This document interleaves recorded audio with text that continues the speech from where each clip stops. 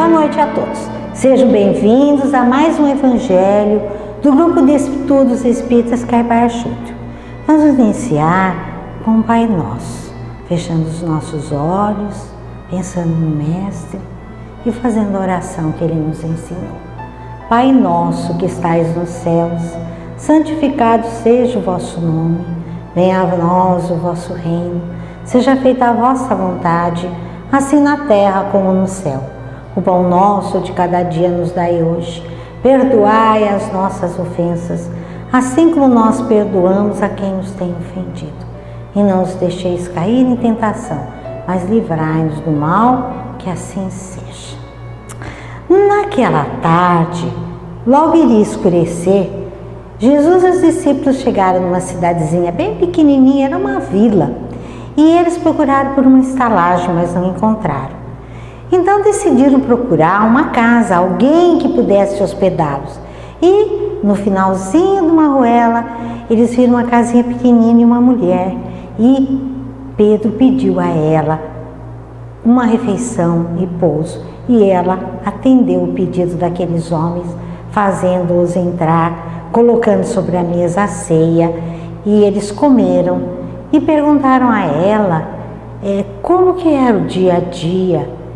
Se ela era casada, e ela disse que era viúva, que vivia sozinha naquela casa e que ela fazia trabalhos como doméstica ou então ela trabalhava na lavoura. E aqueles homens ficaram incomodados de dormir ali, mas ela insistiu e eles acabaram passando a noite.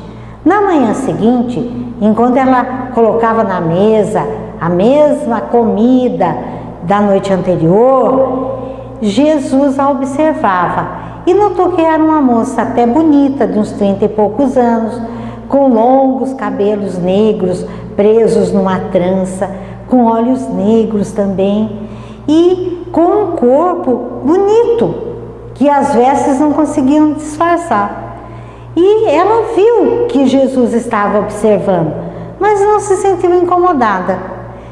Ela sai para o quintal e no fundo havia uma pedra enorme e que dava para uma ribanceira. E lá embaixo corria um riozinho e ali ela se sentou e ficou observando a natureza. Jesus vem e senta ao lado dela. Ela olha para aquele homem e ela sente algo estranho e começa a se recordar da sua vida 20 anos atrás. Naquela época ela devia ter uns 14, 15 anos. E ela era uma menina, uma adolescente muito voluntariosa, muito maldosa. Ela gostava de maltratar os escravos, de mandar chicoteá-los. Tudo o que ela queria, o pai deixava. E ela foi crescendo daquela maneira. Ela não tinha mãe, a mãe havia morrido no parto, o pai nunca mais se casaram, com medo de achar alguém que maltratasse a filhinha do coração dele. E ele não conseguia pôr freio naquela menina. Então, essa menina, a Noemi, era o terror das empregadas, dos escravos, dos servos. E quando ela fez 15 anos, ela quis uma festa para ser apresentada à sociedade. E o pai concedeu o pedido dela. E nessa festa ela conhece um homem mais velho, um homem muito bonito, muito bem vestido, com joias, e que tinha uma fama muito ruim na região. Ninguém sabia de onde ele vinha, qual era a família dele. A única coisa que sabiam é que ele era muito rico. E Noemi se interessa por esse homem, mas não conversa com ele. Quando ela volta para o quarto e já se põe para dormir, uma escrava vem e a acorda, e ela fica muito irritada e diz à moça: amanhã eu vou te mandar chicotear, porque você me acordou. E a escrava estende um cofrezinho, e no cofrezinho tem uma mensagem, e nessa mensagem o homem se declara a ela. Ela fica muito brava, porque naquele tempo não se fazia isso, era uma falta de respeito, e ela diz à escrava: amanhã tu me pagas por tu seres alcoviteira. E no dia seguinte ela manda chicotear a escrava e raspar a cabeça da escrava, porque a escrava era muito bonita, tinha um cabelo ruivo, muito lindo, e ela tinha ciúme da escrava. O tempo foi passando e aquele homem continuou mandando mensagens através daquela escrava. E até que um dia a escrava chegou e disse: olhe, ele vai embora, disse que vai partir, não vai voltar mais, porque a senhora não dá atenção. E ela decide ir ao encontro desse homem que estava lá no jardim. E quando ela desce com a escrava e chega no final do jardim, longe da casa, ela é atacada. Um pano com líquido forte é colocado no nariz dela e ela fica inconsciente. E vai parar numa caravana e ela percebe que havia sido raptada. Para resumir, Noemi é vendida como escrava. E aquela escrava que havia ajudado a raptá-la, ela veste Noemi para o leilão com as roupas da festa que ela havia levado, por ironia, para poder maltratar a antiga dona. E Noemi vai parar num harém de um sheik, onde havia muitas moças na mesma situação dela. E depois de um ano, de muitas tentativas de fuga, sem conseguir, ela engravida e tem um filho. E as escravas, as outras moças, dizem a ela para ela não se apegar à criança, porque ele vendia todos os filhos que ele tinha com escravas. E ela não acredita, ela fica achando que ela vai ser livre daquilo, aquilo não vai acontecer com ela, mas acontece. E o filho é tirado das mãos dela, e aí começa o sofrimento real de Noemi, porque ela havia feito isso com as escravas do pai dela, quando ela achava que as crianças incomodavam, quando as crianças faziam barulho, ela mandava vendê-las. E ela começa a ter remorso, porque ela sentiu como doía nela as injustiças que ela fazia nos outros. E ela lembrou então de um conceito da lei de Moisés: olho por olho, dente por dente. E ela se julga castigada. Ela diz o seguinte: eu devo estar sendo castigada, eu sou a menor das criaturas, eu não tenho direito a nada. E Noemi, passa mais algum tempo nesse harém, até que ela já não é mais uma jovenzinha, e o sheik gosta de meninas novas. Então Noemi e mais as suas companheiras da mesma época, elas são vendidas novamente. E a maior parte delas foi parar nos bordéis da região. Noemi teve uma sorte muito grande, porque veio um senhor, um intendente de uma casa, e ele comprou Noemi e levou para que ela fosse ajudante de cozinha. E aí foi difícil, porque ela nunca havia cozinhado nada na vida dela. Até no harém todo mundo fazia as coisas para ela. E ela teve que aprender a cozinhar. E esse romano, ele queria ter prestígio. Então ele dava jantares, até que ele conseguiu ser transferido para um posto maior, para um cargo mais importante. E ele foi transferido para Palestina, que era a terra da Noemi. E Noemi, então, ficou muito feliz, porque ela falou: pode ser que agora eu encontre o meu filho, eu vou ter chance de procurá-lo. Mas ela descobriu que não conseguia fazer nada, porque ela era uma escrava, ela não tinha liberdade para ir para lugar nenhum. E até que um dia, por uma dessas coisas que a gente acha que é acaso, apareceu um mercador desses de pequenas posses, e ele foi vender a mercadoria dele justo na casa onde Noemi era escrava. E ele se encantou com aquela moça calada, discreta, bonita. E Noemi também se agradou dele, porque apesar dele ser idoso e não ter grandes atrativos físicos, ele era uma pessoa muito agradável e muito gentil. E esse homem um dia aparece no palacete e pede para comprar Noemi. Ele se oferece para comprar Noemi. E todo mundo estranha, né? Mas ele acaba conseguindo. E ele tira Noemi daquela casa. Quando ela chega do lado de fora, ela acha que ela havia simplesmente mudado de dono. Mas ele diz a ela o seguinte, que ela não era obrigada a ficar com ele. Que ela poderia, se ela não quisesse, ela poderia pegar as coisas dela, ele a ajudaria financeiramente e ela poderia ir embora. E naquele momento Noemi resolveu que iria ficar com aquele homem e finalmente ela encontrou paz e amor, porque com ele ela reaprendeu a confiar, ela começou a mudar as coisas em que ela acreditava, os valores, porque aquele homem bondoso, simples, sensível, a ajudou a conseguir isso. E pela primeira vez ela teve coragem de contar o que aconteceu, a história do seu primeiro amor trágico, fatal. E esse homem então diz o seguinte a ela: vamos voltar lá onde tem a sua família, vamos ver se a gente encontra a sua família. Mas não tinha restado mais nada. Os bens haviam sido encampados pelo Estado, porque eles não tinham parentes. O pai morreu e o Estado acabou pegando. Depois de uns anos, poucos anos, esse rapaz, esse homem, esse mercador, ele desencarna.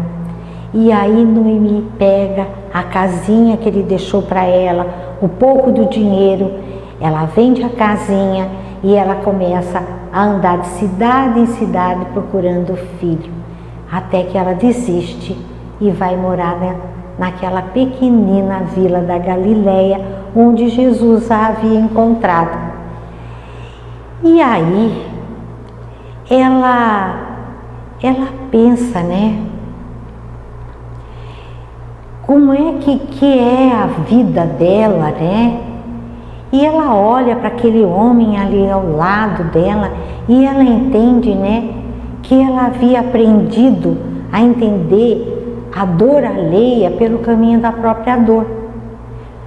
Que a solidariedade que ela havia recebido das companheiras escravas, tão infelizes como ela e tão generosas, desinteressadas, calou fundo no coração dela. E ela começou a entender, né, o tanto que ela havia errado no passado, o tanto que ela havia maltratado as pessoas, né? E ela começou a perdoar aquelas pessoas responsáveis pelo seu sofrimento.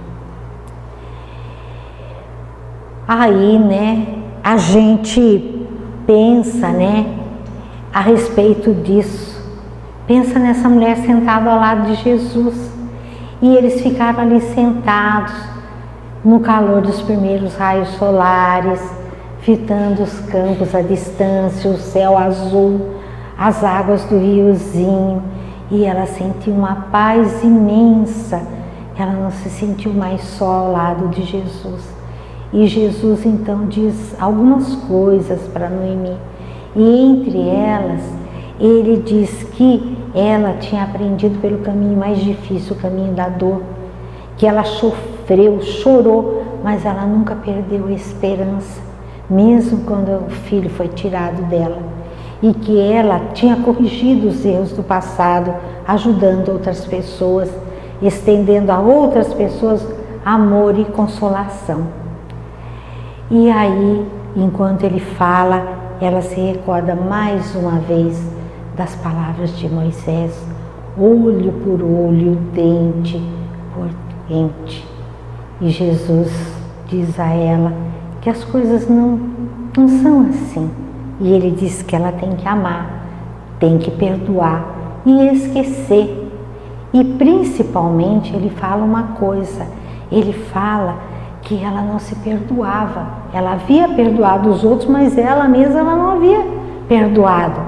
E ele diz para ela o seguinte: se nosso Pai do céu, que é perfeito, perdoa as criaturas vezes sem fim e dão a elas a oportunidade de reencarnar para resolver as coisas erradas do passado, por que você tem tanta dificuldade de perdoar o auto-perdão? Aí ele diz a ela, né, que ela tem que vivenciar o auto-perdão, porque isso é uma terapia para a saúde física, emocional e espiritual. E ele sorri, abraça Noemi e diz uma coisa para ela no ouvido dela, bem baixinho: hoje mesmo encontrarás teu filho, tu conhecerás pela pequenina joia que ele leva atada ao pescoço. E aí ela lembrou que quando ele era pequenino, ela tinha tirado um elo daquele colar que a escrava havia colocado nela, que havia sido da festa dela de 15 anos.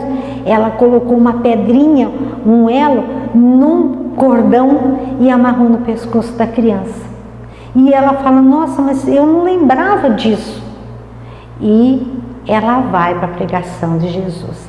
E naquela manhã, a multidão estava reunida há muito tempo e Jesus estava atrasado, justamente porque ele tinha ficado lá no quintal conversando com Noemi.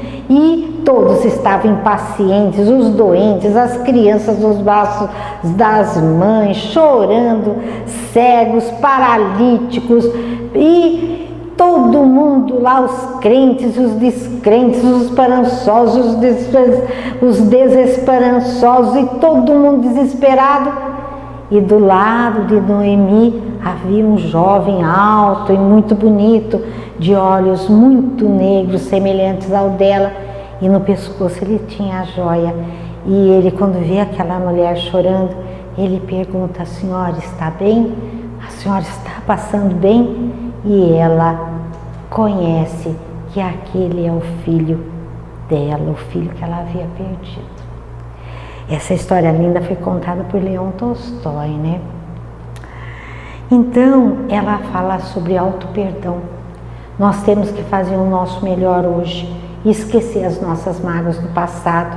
Nós temos que curar as dores do presente e nós temos que pensar nos nossos projetos de vida. E isso não é possível se nós ficarmos apegados.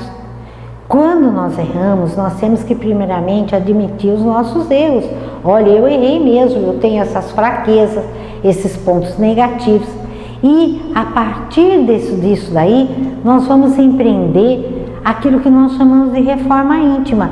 Nós vamos nos perdoar, mas não é só perdoar a nós mesmos, é perdoar e saber quais são os nossos pontos falhos para nós podemos começar uma reforma íntima. Nós temos que mudar a nossa maneira de ser. E a gente percebe que é muito fácil, né? Quando você começa a ver os seus defeitos, entender que o outro também tem defeitos. E que não tem jeito de ser diferente. A pessoa que não se perdoa, ela tem desamor por ela mesma. Ela não se gosta, ela acha que ela não merece aquilo ali. Todos nós erramos, gente. Não tem ninguém que esteja passando pela terra que não erre. Só que os erros têm que se transformar em lições. Nós cometemos erros às vezes que nós nem conseguimos consertar. Não é possível consertar. A gente não pode voltar lá e mudar o fato, aquilo que a gente fez. Mas nós podemos mudar a nossa maneira de ser. E o auto-perdão nos traz paz de espírito. Quando nós nos perdoamos, nós temos maior habilidade para amar e ser amado. E nós temos possibilidade de ter maior serenidade. E nós não vamos ficar fixados neuroticamente naquilo que já passou no nosso passado. Então, o auto-perdão, Jesus falava isso, que o Pai perdoava, Deus perdoava, e como é que nós não conseguimos perdoar aquilo que a gente fez de errado? Nós temos que nos perdoar e nos modificarmos. E aí, a gente vai conseguir ter paz. Era o que eu tinha para passar hoje. Um abração para todo mundo. Vamos fazer o passe agora, gente? Neste momento, você está na companhia dos mentores e passistas espirituais do Grupo de Estudos Espíritas Caibai Schutel, assim como da equipe médica do Dr. Bezerra de Menezes, para a realização do passe espiritual à distância, restabelecendo o equilíbrio integral de todo o seu ser.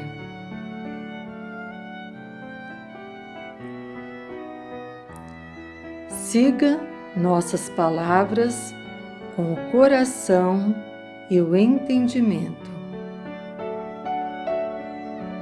Concentre-se em sua respiração. Inspire bem fundo e devagar. Segure. Agora, solte o ar lentamente. Inspire bem fundo e devagar. Segure.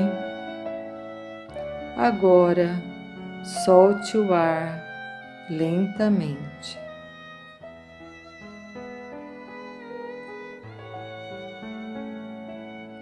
Inspire bem fundo e devagar.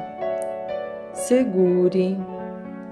Agora, solte o ar lentamente. Pense em Jesus pedindo o auxílio do Mestre.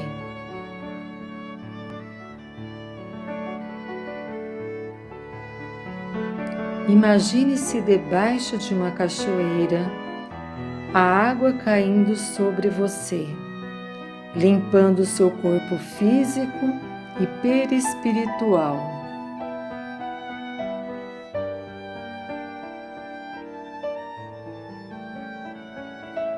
Pense em seu lar e em sua família.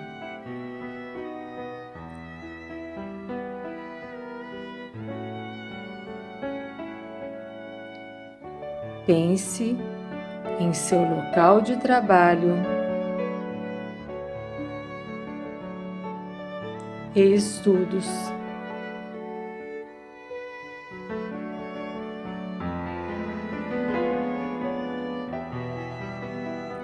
Pense em sua maior dificuldade.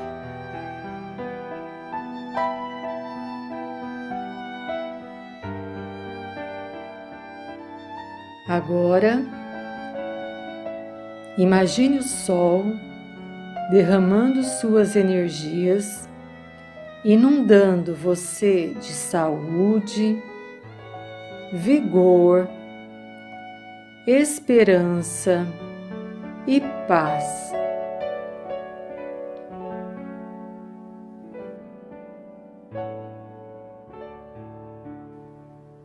Sinta a presença de Jesus diante de você, irradiando intensa luz, e receba sua amorosa bênção.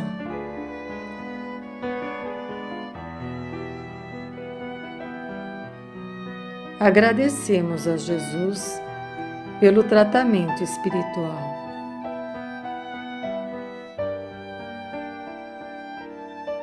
Que o Mestre acompanhe a todos.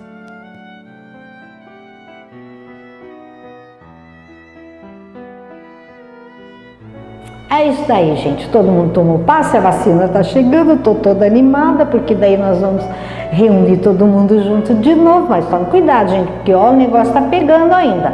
Então tá, muito cuidado, uma boa semana para todo mundo, tá? Beijão, tchau, tchau.